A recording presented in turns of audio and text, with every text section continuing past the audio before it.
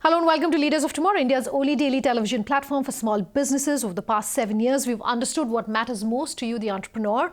And in year 8, we're taking head-on 2 of your most pressing concerns, that of funding and mentoring. I'm Sunanda Jaiseelan. Tonight on the show, we're bringing you two small giants.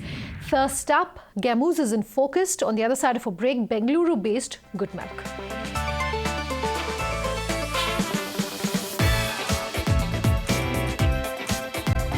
The art of reading is unfortunately on the wane, and to encourage more and more people, particularly younger audiences, to read and to keep coming back for more and more is Delhi-based Gamooz, which is using augmented reality. How is it doing that? What's the business model like? And what are the lessons for you, the entrepreneur? Mansi Choksi asked all these questions and more in this sit-down interview with Gamooz. Take a listen.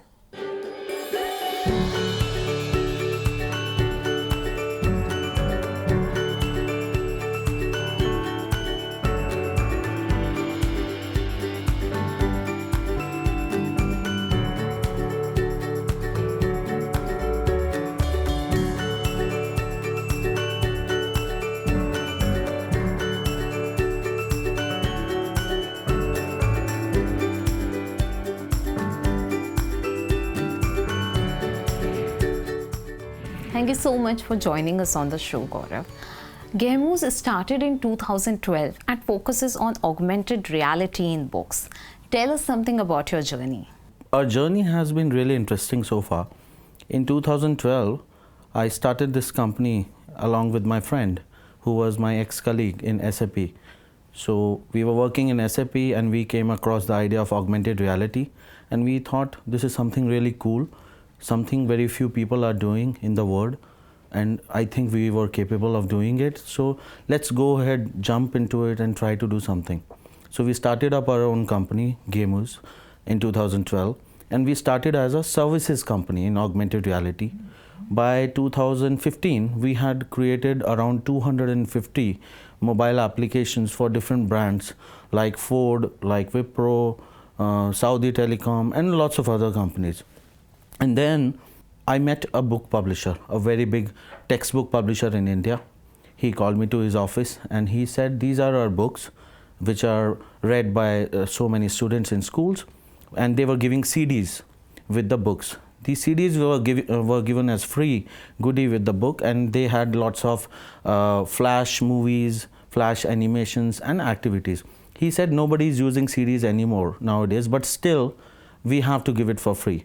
So why don't we create an augmented reality app which a child uses? The app opens the camera and he points the camera towards the page in the book.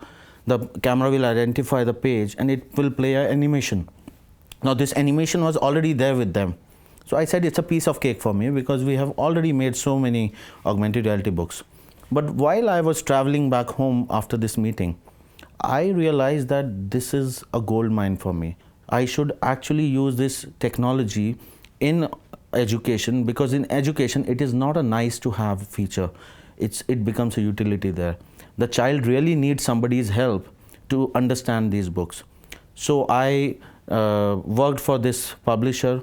I created around 36 interactive books for them, and the feedback was really good. Feedback from schools, feedback from parents, it was really good. So immediately it was something that I felt that this is what I'll be doing for the next 5 to 10 years. So augmented reality is something very new, especially when it comes to books. Can you make us understand what is the speciality of this augmented reality product that you're creating and how it can help kids in understanding more? So when we created this product, the idea was just to scan a page and play its video, which was already existing. But when I started thinking about it, I said, why only video? There are so many pages in the book. There are so many activities in the book, and different types of activities. There are activities like fill in the blanks, match the following, true, false. There are so many activities in the book. Now, child doesn't get any help anywhere to do this book. So the speciality about our product is that we can make any page of any subject book interactive. So if it's a science book, all pages can be interactive on our platform. If it's a social studies book, all pages can be made interactive. You can talk about any subject: Hindi, maths, science, social studies, computers, general knowledge, rhymes, ABC, Hindi alphabets, or maybe Tamil alphabets, or Kannada alphabets, or Spanish alphabets, or Spanish storybook, or Indian storybooks, anything. So this is a very unique thing about our platform, because other AR companies across the world, they are mostly focusing on advertising. And if they are focusing on education, they are taking care of only 2 or 3 types of activities. Plus, our platform is, according to my knowledge, it's the cheapest in the world. Basically, what we are trying to do is, we are trying to develop lots of interactive activities related to every page of different subjects. The general notion around augmented reality is that this technology is quite expensive. What do you think about costing? Since you're working with so many publishers, what is the correct way to understand the costing when it comes to augmented reality? So, when I started this company in 2012, we were charging a lot of money to these advertisers, to newspapers, to other marketing agencies, because there was a lot of cost which was being spent in paying to the developers. The talent was really rare in developers, plus the content was very costly. But when I entered this publishing industry or the education industry, I realized that I cannot go with the same pricing. Because if a publisher has to spend few thousand rupees on a page, he might end up spending few crores on his publication, because he has more than 5,000, 10,000 or 15,000 pages, which is not possible. Theoretically, it's possible, but practically it doesn't make sense for the publisher, because he's trying a new technology. He's trying to figure out how to get a return on investment on this technology. So he will not be spending few crore rupees onto this. So we came up with a very good pricing, which is, I feel, the cheapest in the world right now. It's almost 500 to 700 rupees per page we charge, which is nothing compared to few thousand rupees per page. At the initial stage, you bootstrapped Gamuz. Tell us about your plans for fundraising. From 2012 to early 2016, we were bootstrapped. Then in 2016, we participated in a startup competition in IIT Mumbai. And we won that competition, and we received a small angel funding. After that, we haven't gone for any funding till date. We have been so the idea was that we create a product, we get some good pilot customers, we give them very good service, we change our product and we improve our product, and then we start scaling up.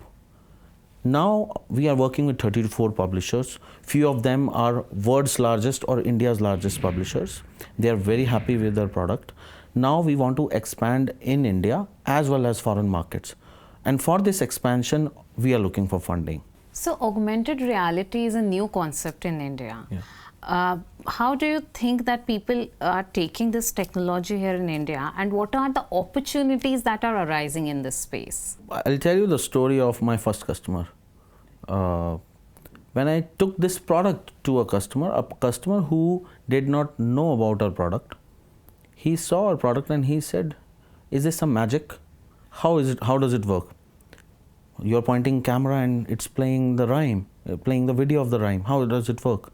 So most of the publishers, they might have seen something similar in some foreign book fair or maybe somewhere else they have seen, but they are really not aware about how it works and how it can be used in their business to improve their existing product and to improve their business.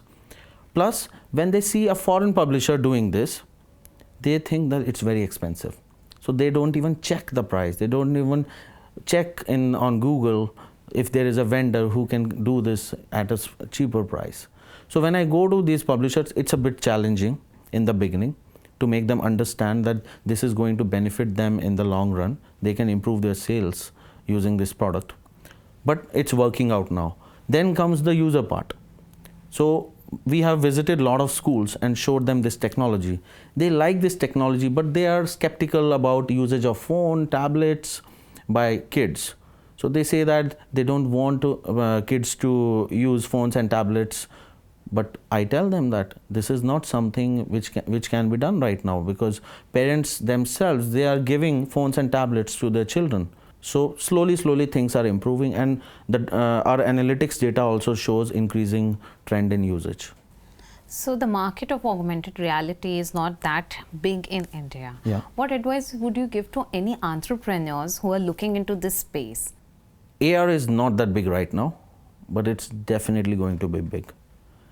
That's why I am now dedicating my life to this area. I have a lot of options.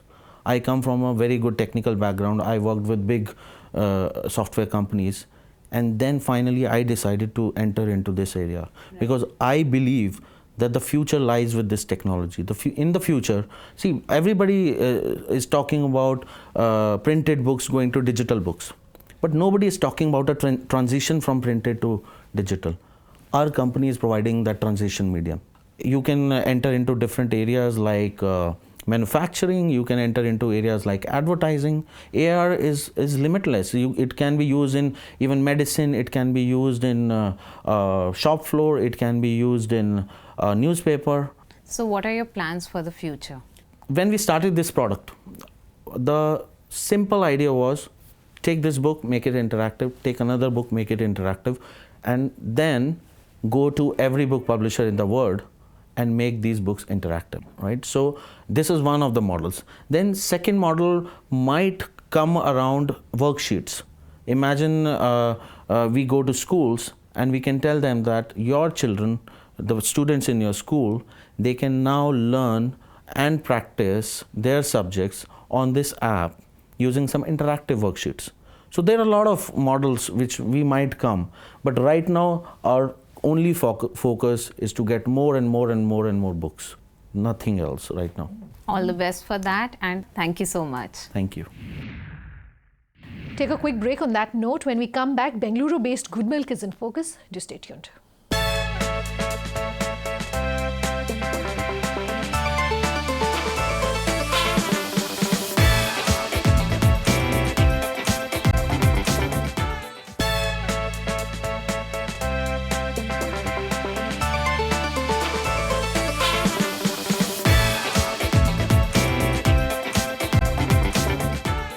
Welcome back with us here on Leaders of Tomorrow. Our second small giant tonight is Goodmylk.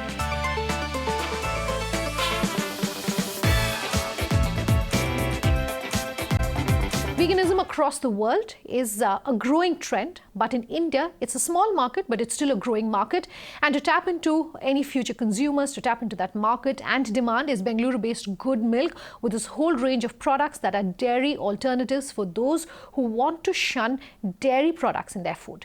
Take a listen to the story.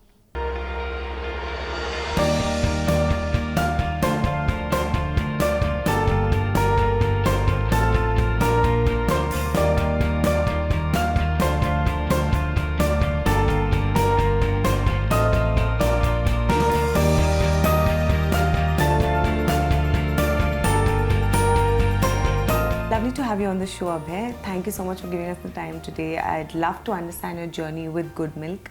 You started the company around 4 years back and at a very young age. How's your journey been so far? Thank you so much for having me here, Tanya. The journey has been challenging but very rewarding. I would say that it's a privilege for me to walk into work every day and live out my values.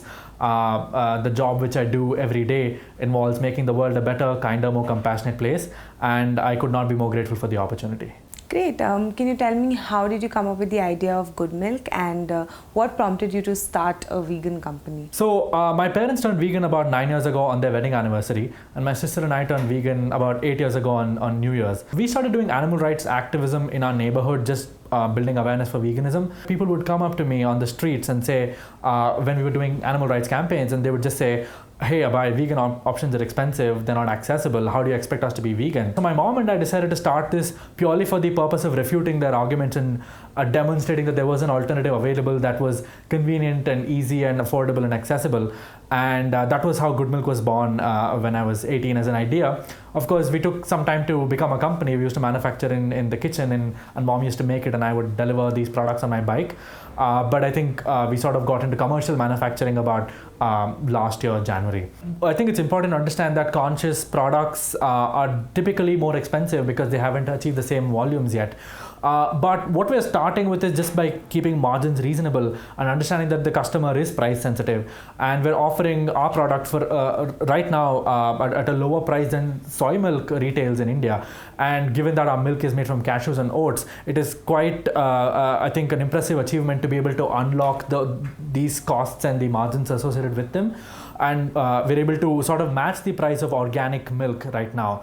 With our yogurts, of course, we're able to match the price of any private dairy company. We owe it to the raw material we're using, which is peanuts, which are relatively more affordable. So the goal is to just build up a company that scales rapidly and helps us unlock more economies of scale that allow us to offer our products at a more reasonable price point to our consumers. Please tell me more about the manufacturing process, and I'd love to understand that how did you come up with these recipes? I know you talked about starting the company with your mom, but how did you come up with these unique recipes for Goodmylk? Sure. I mean, you'd be surprised that a lot of the manufacturing process is quite similar to dairy. The only difference is the extraction, which requires certain complex machinery. Indians have known how to make coconut milk for centuries now. It's just the idea of commercializing it and making it accessible in retail stores. These recipes, we've just tried and tested them off the internet for our own family. Commercializing them is a different challenge, of course, because you need vastly different tools and resources, but the base recipe is commonly known. Let's talk about the vegan industry in itself. How do you think it's growing in India?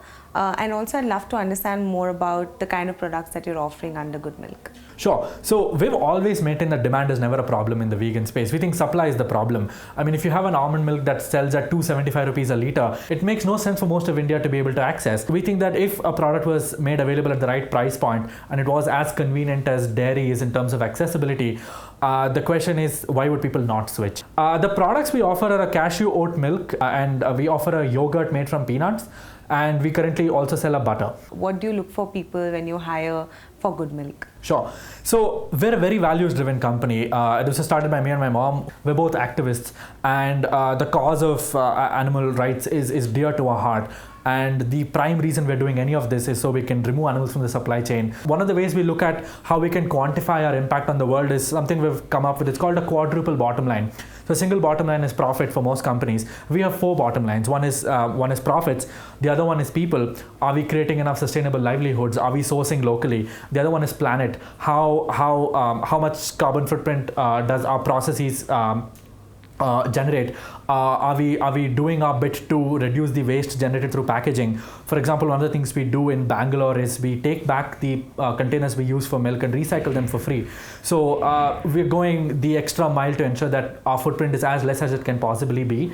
The other one is animals, of course. How many animal lives are we? Everybody who's with our organization right now, at least on the management level, really believes that this movement has a bright future, and our personal stakeholders in the movement as well. Values are an important part of the hiring process, but the other one is also to set the bar really high for the type of people we hire. I often say that I only hire people who are better than me. I'd love to understand more about your customer demographic and who are the people who are buying your products. We were quite surprised to realize recently that a lot of our order base comes from families. So it's most of the volume we move right now comes from families.